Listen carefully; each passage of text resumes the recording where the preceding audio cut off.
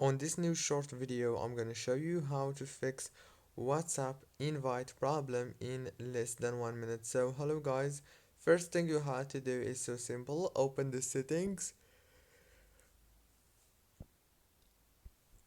go to the apps manager, go to the apps. Now on this page on your phone you will find all the apps that you have downloaded on your Android phone or your iOS if you have iOS. Scroll down until you find WhatsApp and then click on it. After you click on it, now all what you have to do is go to the notifications management option. Scroll all the way down and make sure that all the notifications are enabled like this. Go down here to the more settings option. It will take you to WhatsApp.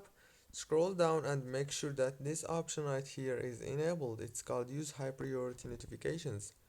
Go back to the settings, go back and now click here on the force stop.